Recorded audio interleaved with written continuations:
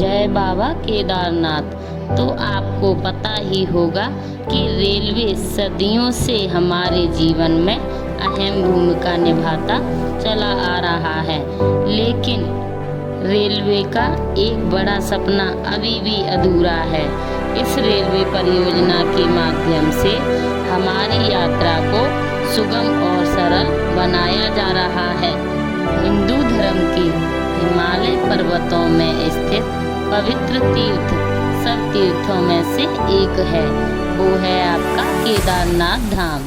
Rail परियोजना के तहत उत्तराखंड राज्य में स्थित हिंदू तीर्थों का रेल द्वारा यात्रा और भी सरल और कम बजट वालों के लिए आसानी से हो सके, इसलिए यह कार्य जोरों से चल रहा है।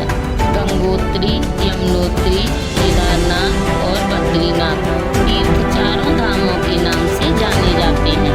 इस परियोजना के अंतर्गत जुड़वा रेल लाइनें बिछाई जा रही हैं। अब हम बात करते हैं रूट की, कि रूट इन सभी यात्राओं का रूट कहां से कहां तक रहेगा। पहला रूट ऋषिकेश से कर्णप्रयाग तक जाएगा, जो बद्रीनाथ का मुख्य मार्ग बनेगा। और दूसरा रूट आपका देहरादून से गंगोत्री धाम तक बनाया जाएगा, जिससे गंगोत्री धाम तक श्रद्धालु सीधे पहुंच सकेंगे। तीसरा रूट कर्णप्रयाग से केदारनाथ धाम के लिए तैयार कर दिया जाएगा, जिसकी लाइनें सोनप्रयाग तक जाएंगी, जिससे पर्यटकों और स्थानीय लोगों को भी सीधा लाभ मिल सकेगा। चौथा मार्ग टनकपुर से बागेश्वर होते हुए यमुनोत्री धाम तक बनाया जाएगा।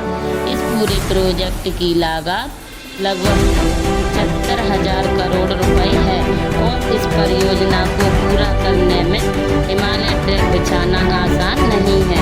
इस परियोजना के तहत यहाँ पर रोजगार में भी वृद्धि आएगी।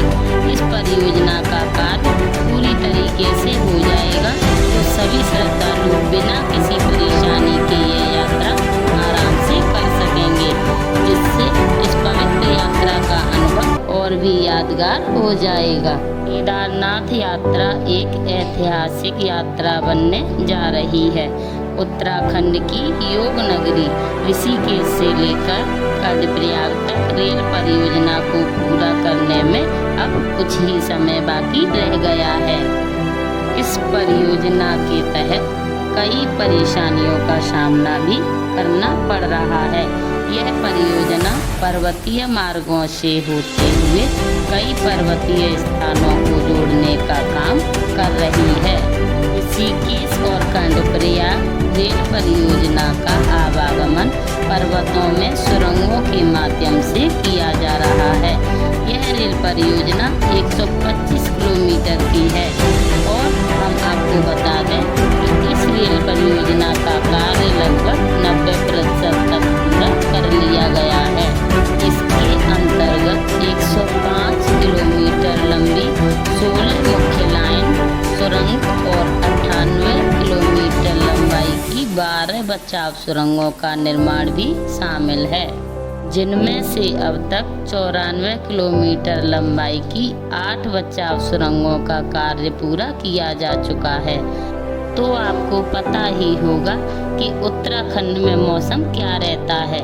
वहाँ पर ज़्यादातर भूस्खलन और बर्फबारी और बारिश भी जल्दी होती रहती है, तो इसलिए यह रेल लाइन हमारे लिए बहुत ही आरामदायक रहेगी, जिससे रेलवे द्वारा यात्रा का समय सड़क मार्ग से 8 या 10 घंटे का लगता है, तो यह अब समय घटकर मात्र 2-2.5 घंटे का रह जाएगा। यह पल भी हमारे लिए यादगार हो जाएगा। सरकार का कहना है कि इस प्रोजेक्ट को 2027 तक पूरा कर दिया जाए, क्योंकि यात्रा पर आने वाले श्रद्धालु नई योजना का लाभ उठा सके। 4 धाम रेलवे प्रोजेक्ट भारत के स्ट्रैटेजिक विकास में एक नया अध्याय जोड़ने जा रहा है। इस परियोजना के पूरा हो जाने से उत्तराखंड के पहाड़ी क्षेत्रों तक ट्रेन आसानी से पहुंच जाएगी। यह भी एक महत्वपूर्ण कदम साबित हो जाएगा। और जब बात केदारनाथ की जाए तो यह भगवान शिव की भक्ति में डूबी हुई एक पवित्र तीर्थ यात्रा हो जाती है। हर साल लाखों श्रद्धालु कठिनाइयों का सामना करते हुए केदारनाथ धाम पहुंचते हैं, लेकिन इन सभी समस्याओं से छुटकारा पाने के लिए केदारनाथ रेलवे प्रोजेक्ट पर काम चल रहा है। यह रेलवे योजना 4 धाम का एक महत्वपूर्ण हिस्सा है। इस लाइन की कुल लंबाई 99 किलोमीटर की होगी, जो कर्णप्रयाग से सोनप्रयाग तक जाएगी। इस रास्ते में कई स्टेशन बनाए जाएंगे, जिसमें रुद्रप्रयाग, सोनप्रयाग, फाटा जैसे कई क्षेत्र शामिल हैं। सोनप्रयाग इस रेलवे लाइन का लास्ट स्टेशन बनाया जाएगा, जहां से सभी श्रद्धालु हेली सुविधा या घोड़े खच्चर या फिर पालकी की मदद से पैदल मार्ग से केदारनाथ धाम पर पहुंचेंगे।